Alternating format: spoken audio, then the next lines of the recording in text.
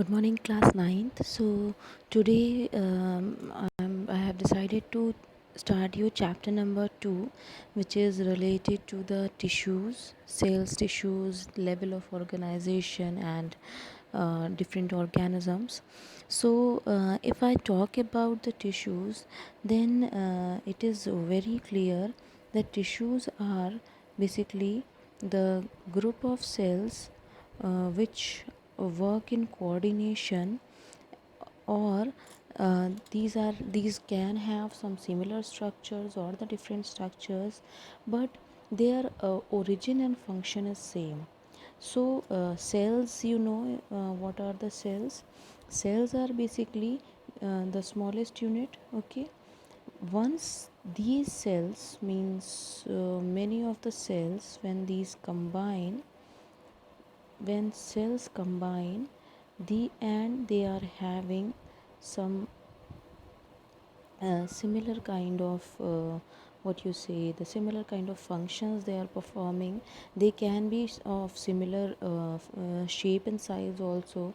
They can be of different shape and size. So such group of cells which performs a similar function and they are of similar origin also, means these cells should originate from the cells which are already present. So that kind of a group is known as tissue. Okay, so that this tissue, if you see, this tissue will again these tissues combine to form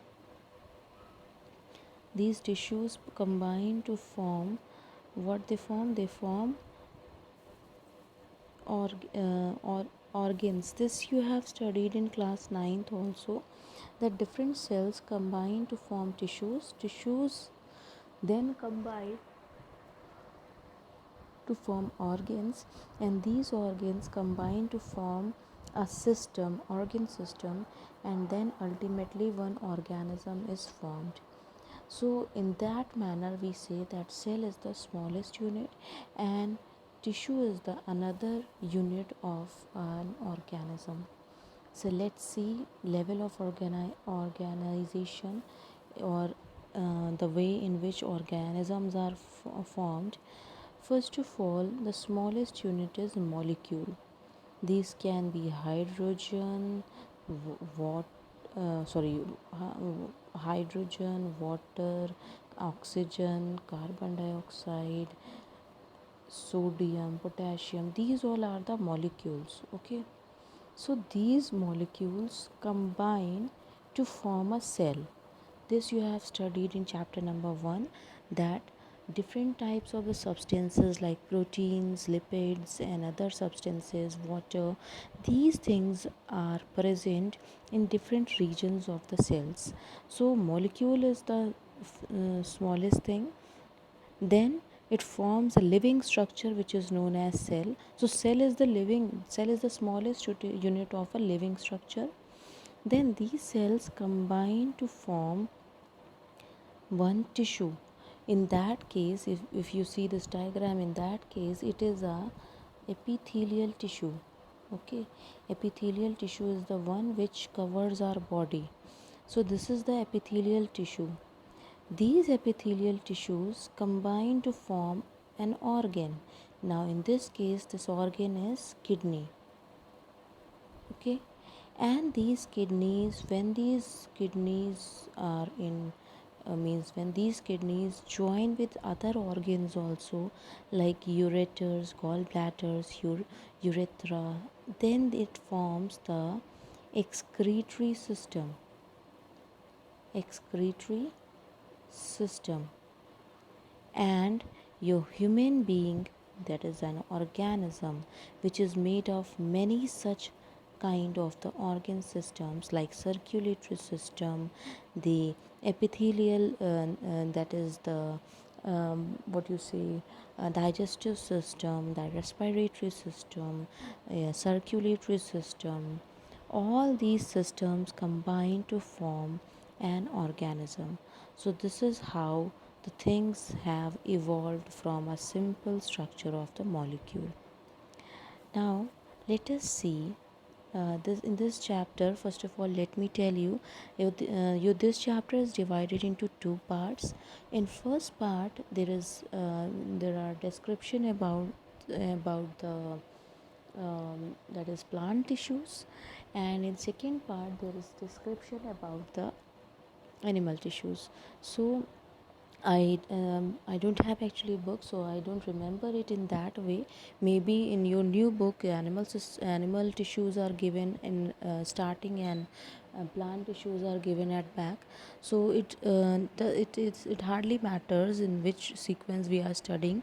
We need to cover all complete chapter. So I have taken, first of all, I have taken the plant tissues because these are easier than the animal tissues, and animal tissues are more in number also. So that part I'll discuss with you in my later videos. So in this part I am taking the plant tissues. So plant tissues are very different from the animal tissues because you have seen this is very clear to you that the growth of the animals is very limited. While the plants, these grow continuously, means some regions continuously grow, like their roots are growing, their leaves are growing, so they grow continuously. That is why they have different kinds of tissues than us. The animal tissues are different from the this plant tissues. So if I talk about the plant tissues, so plant tissues can be divided into two parts, or these are of two types, that is the meristematic tissue and the permanent tissues. Meristematic tissues, cell, basically the tissues are the group of the cells. These small structures are the cells, and these form a structure which is known as a tissue. So the meristematic tissue is the one which is in which the cells can divide. Okay, cells can divide continuously throughout the life. These cells divide. That is why these are known as meristematic tissue. While on the other hand, permanent tissues are the one which have lost their division capacity. They are not able to divide now. So they are not able to divide now, so they have taken a permanent shape and size. Such kind of the tissues are known as permanent tissues. So permanent tissues are the tissues which are made up of the cells which have lost their capacity of dividing, and now they have taken a proper kind, or a proper kind, or a kind of a permanent shape and size. That is why these are known as permanent tissues. So in this part, actually, what we are going to discuss, these are all the plant tissues.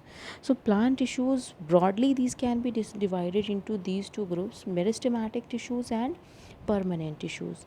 Meristematic tissues, as I told you, these are the tissues which are made up of the cells which can divide continuously throughout the life. Okay, so these are present in the growing regions, while the permanent tissues are the ones which have lost their capacity of dividing. So now they have taken a kind of shape and size, and now these are found in the regions which are not going to grow, which have already grown. They are not going to increase in their size, length, or anything.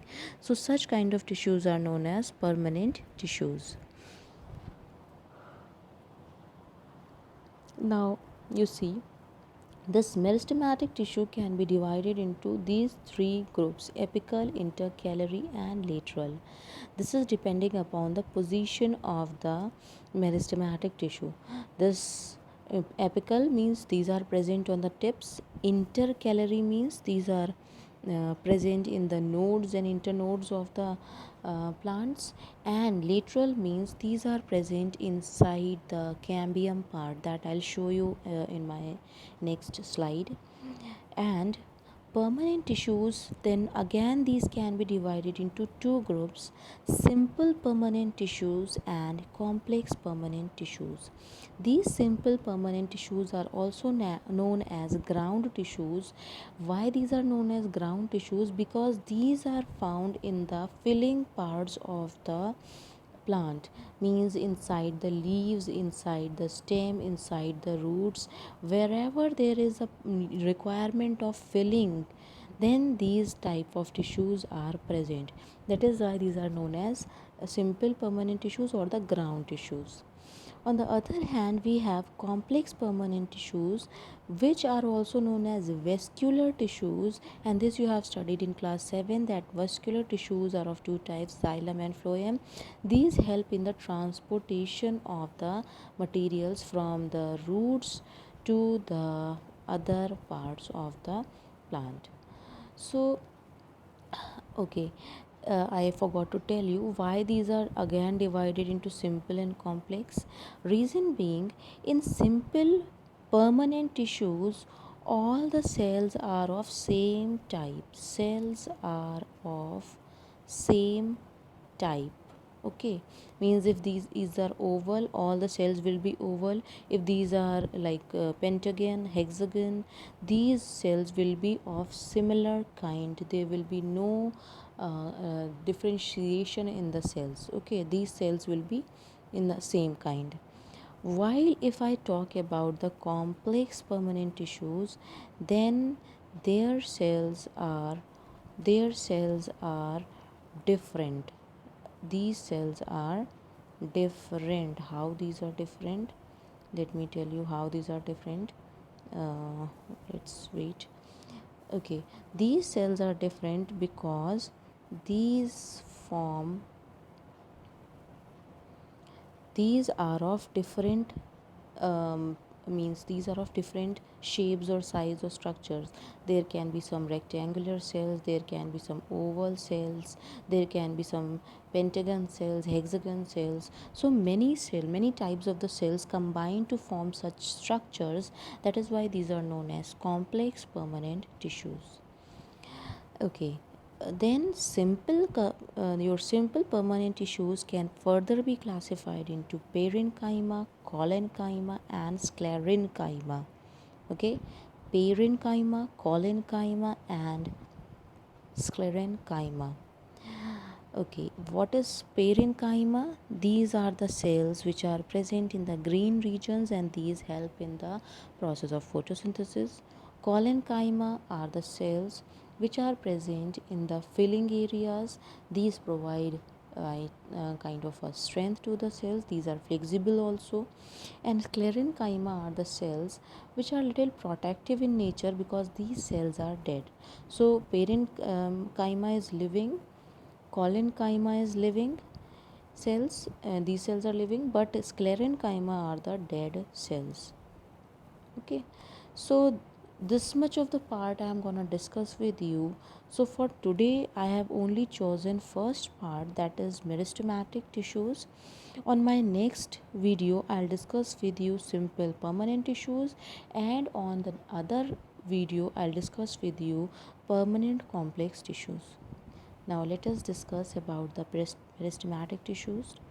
So meristematic tissues, it is a name which is being given by this. It is a Greek name which means divided. Okay, what does it mean, divided? Meristos means divided, or these are the cells which keep on dividing throughout the life. Okay, so these cells divide continuously, and these cells are not specialized. If I'm talking about unspecialized cells, means these are not specialized because these cells are only found in the growing parts of the plant, the parts which are going to grow. In these parts only these tissues are present, because their function is just to divide and increase the height or the length or the breadth of the plant. That is why they do not have any other function to do. They are not going to transport water, they are not going to do any other work. They are just going to what you say, they are just going to divide, and they are going to increase the size of the area wherever these are present. Okay, so these are present in the growing regions. Mostly these are present in the apex of the root and shoot, as I marked it here. Okay, now let us see what are the characteristics of the meristematic tissue. So meristematic tissues, if you see these cells, this is the arrangement of the cells. These cells, if you see, these are closely packed, there is no intercellular space. They have a thick, or you can say a dark nucleus, because these are going to divide, that is why they have a more nuclear material also. They have a dense cytoplasm also, because they are continuously doing some work which requires energy, that is why their cytoplasm is also very dense. And they do not have any vacuoles are not present in these kind of cells, because there is no need of storing the materials. They grow and they grow and they grow, they form one cell to other cell. That is why they do not need any kind of the vacuoles. And if I talk about the what you say cells shape, then these can be spherical, oval, or polygonal in shape. So this is the characteristics of the cell. Now let us see what are the different types of the meristematic tissue. So the meristematic tissues are of three types: apical meristem, intercalary meristem, and lateral meristem. This you will see here, it will be more clear, I guess. So these cells, apical, intercalary, and lateral meristems, these tissues are found in different regions.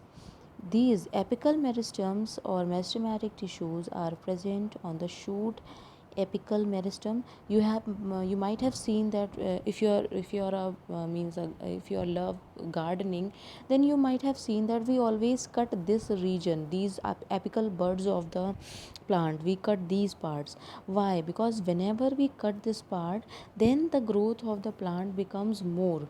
Why? Because here the growing cells are present. If we cut it, then more cells will divide and it will form more and more cells, then its growth will be more. So that is why we cut the apical buds. So apical meristem is found in the apical region, in the apical buds. It is also present here also in the apical buds, and in the root region. In if you talk about the root, it is present in the root region also. See, in this part these apical meristems are present. So their function, if I talk about the function, they increase the height of the plant, they increase the height of the plant. This is the function of apical meristematic tissue. Second one is the intercalary meristematic tissue. These are the meristematic tissue which are found in this region, this node and internode region. And from here, these from this region the leaves are going to form. That is why these are helpful in the growth of the sideways growth, that is the growth of the branches or growth of the leaves. This is done through the intercalary meristems. These are present in the node region, okay, between the node and internode region. That is why these help in increasing the what you say, the branches or the leaves of the plant. This is the function. And then we have the last type of the meristematic tissue, which is known as the lateral meristematic tissue. If you see a wood, okay, inside a wood, if you have seen any wood, and you will see there are some rings and rings like this, these are actually the cambium rings. Okay, so these this kind of the meristematic tissue is found in the primary cambium region, and that is why, means these are the in the primary cambium region, and these cells divide to form more rings, and the length means the breadth of the plant will be increased, and this will divide into another one and it will again increase. So this is basically the lateral meristematic tissue is found in this cambium part, and it helps in increasing the breadth of the plant. Okay, means the thickness of the plant or the tree is due to the activity of this cambium part, which actually it is formed by the primary cambium, which is formed by the lateral meristem, which is present here in this region. So now today I have discussed with you these things, that is we have discussed about the tissues, what are the different levels of the organization, what are different plant tissues, and what is specifically we have discussed about the meristematic tissue. If you have any confusion, you can ask me during the class and I'll provide you homework of this chapter. Please keep on doing. Thank you, class.